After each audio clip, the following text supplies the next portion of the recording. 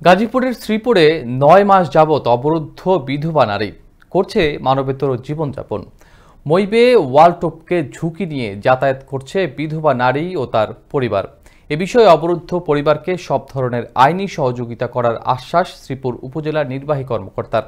গাজীপুরের শ্রীপুর উপজেলার প্রতিনিধি মোহাম্মদ আদনান মামুনের তথ্যচিত্রে বিস্তারিত জানাচ্ছেন সহকর্মী বৃষ্টি তাজেল। ৯ মাস যাবৎ বসতবাড়িতে অবরুদ্ধ গাজীপুরের শ্রীপুর পৌরসভার ৫ নম্বর ওয়ার্ডের কেওয়া পূর্বখণ্ড গ্রামের বাসিন্দা ৫০ শামসুন নাহার বেগম কেঁদে কেঁদে কথাগুলো বলেছিলেন। তার স্বামী আমিরুল ইসলাম বিগত ৫ বছর পূর্বে মারা গেছে। ছেলে সাইফুল ইসলাম দীপুকে নিয়ে তার জীবন সংসার। দীর্ঘ ৯ মাস ঘরবন্দী। মই বেয়ে দেওয়াল টোপকে ঝুঁকি নিয়ে যাতায়াত করছেন তিনি।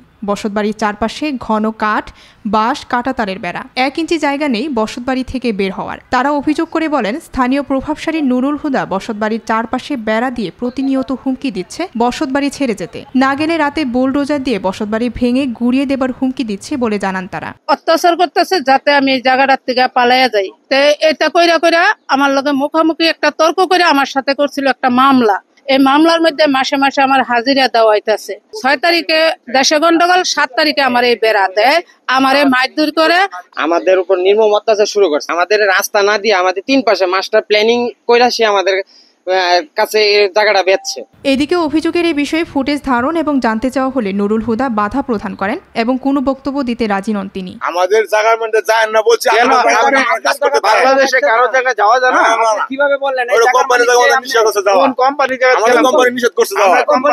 অপরদিকে এসব বিষয়ে শ্রীপুর উপজেলা নির্বাহী কর্মকর্তা বলেন, কাউকে রাস্তা ব্যবহার করতে আমার জমির উপর দিয়ে আমি কাউকে হাঁটতে দিব কি না দিব এটা কি সম্পূর্ণ ব্যক্তিগত সিদ্ধান্ত না।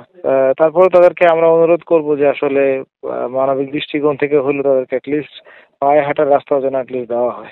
ভুক্তভোগী পরিবারটি চলাচলের জন্য একটি পায়ে হাঁটার রাস্তা ব্যবস্থা করবেন প্রশাসন, এই আশা করছেন তারা।